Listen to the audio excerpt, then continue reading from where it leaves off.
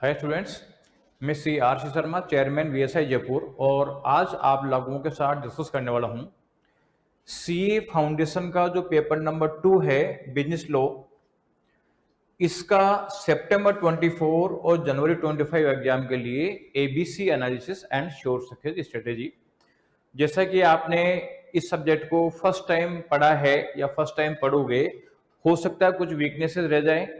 किन चैप्टर्स को प्रायोरिटी दें, किन चैप्टर्स को बाद में पढ़ें, कौन से ऐसे चैप्टर जो होने चाहिए, इन सब के लिए एबीसी एनालिसिस हम हर साल टेलीग्राम चैनल पर डालते हैं।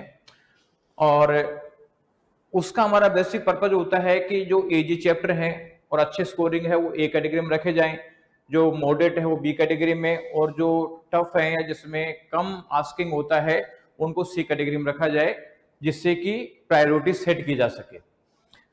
अब प्रायोरिटी सेट की जा सके तो क्योंकि यहाँ पे हम पहले ए कैटेगरी पढ़ेंगे, फिर बी पढ़ेंगे, फिर सी पढ़ेंगे। अगर ये पूरे चैप्टर नहीं भी पढ़ पाते हैं तो प्रायोरिटी वाले चैप्टर पढ़ लेंगे तो पास होने की पॉसिबिलिटी काफी बढ़ जाती है।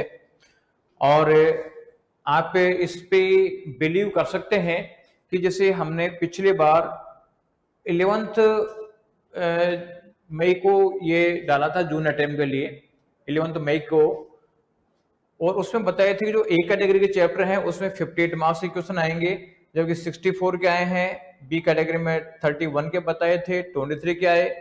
ए और बी में 89 मार्क्स के क्वेश्चन आने वाले थे और 87 मार्क्स के आए हैं।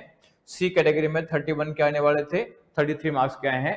तो आप बिलीव कर सकते हो कि ए और बी कैटेगरी पे अगर आपका अच्छा हो जाए तो 100% पास तो हो ही जाओगे, कहीं डाउट ही नहीं है। इवन जैसे ए कैटेगरी फर्स्ट क्लास हो जाता है तो पासिंग की पॉसिबिलिटी पूरी हो जाती है। इसलिए आप जो पढ़ो उसको अच्छे तरीके से पढ़ो, चाहे कम मीटर पढ़ लो चल जाएगा, लेकिन जो पढ़ो वो कम से कम 4 to 5 टाइम्स रिवीजन होना चाहिए, फिर आपको इस सब्जेक्ट में पास करने में कोई दिक्कत नहीं आएगी। ये पीडीएफ बीएसआई के टेलीग्राम चैनल पे अपलोड होगा, तो टेलीग्राम चैनल से आप सब्सक्राइब करके ले सकते हैं।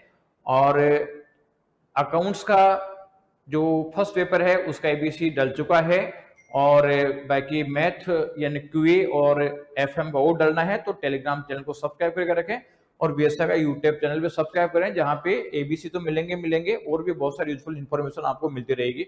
अब हम देखते हैं कि कौन से चैप्टर जो है इन सितंबर और जनवरी के लिए ए कैटेगरी में है, उसकी बात करें तो ए कैटेगरी में जो चैप्टर नंबर 2 है जो कॉन्ट्रैक्ट एक्ट का है, उसका unit number 2, 3, 4 consideration, other essential element of the contract and performance of the contract. 3 chapter तो ये है।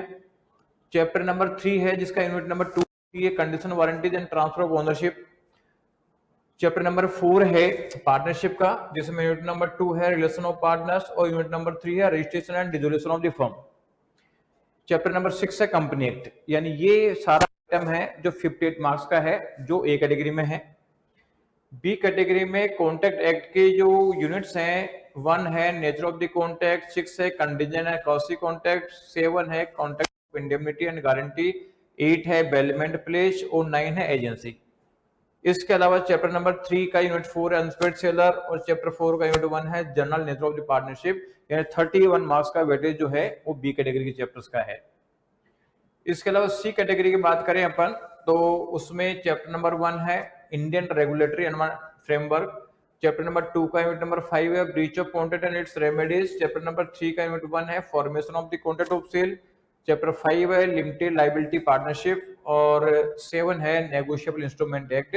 ये आपके सी कैटेगरी में रखे हुए हैं, तो आप एबीसी कैटेगरी में पढ़ें, इसको अपने दोस्तों को शेयर करें, और साथ में आपको और भी कुछ जरूरत है कैसा लगा इसके लिए आप कमेंट बॉक्स में जरूर डालें।